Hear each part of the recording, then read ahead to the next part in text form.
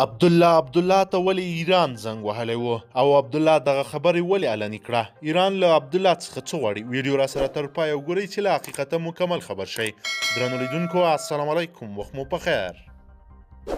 مخکې به سیاسیونو چې کله له بهرنیو او نورو هیوادونو سره معامله کوله نو دغه کار به یې ډیر پټ کاوه چې ولس راباندې خبر نشي چې بدنام او خاین معرفي نشم. خو اوس د سیاسیونو سیاست برعکس شوی ده. اوس چې معامله کوي نو علني کوي او خلکو ته یې ښیي چې ما سره دغه هیواد ولاړ ده او زه ډیر نفوذ او واک لرم. حالان کې دغه شخص ته خاین او جاسوس ویل کیږي، خو دی اوس پرې افتخار کوي. سیاست اوس منطقوي شوی ده.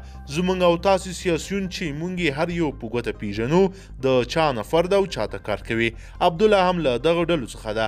عبدالله د ایران د بهرنیو چارو وزیر سره غږېدلی او بیا یې ټولې نړۍ ته په افتخار ویلی چې ماته د ایران د بهرنیو چارو وزیر جواد ظریف زنګ کړی و. ملګرو دغه زنګ کې دوی څه سره ویلې؟ راځئ چې د عبدالله له خولې واورو. عبدالله داسې وایي: د ملي یووالي حکومت پخوانی اجرایي رئیس ډاکټر عبدالله پر خپل فیسبوک پاڼې لیکلی دی چې د ایران بهرنیو چارو وزیر جواد ظریف سره یې د ټلیفوني خبرې کړې دي. عبدالله لیکلی دی چې په دې ټلیفوني اړیکه کې افغانستان کې د جمهوري نظام د ساتلو او طالبان سره د اوربند په اړه خبرې او بحث وشو.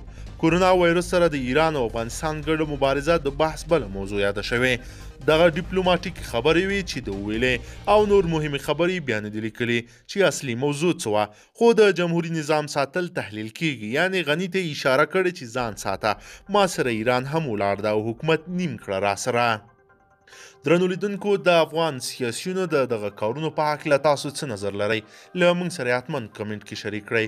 که چیرې غواړئ چې ورته تازه او مهمو پیښو څخه ځان ډیر ژر او په لنډو کې خبر کړئ، زموږ چینل د سره سبسکرایب کړئ او ویډیو د سره حتما لایک کړئ.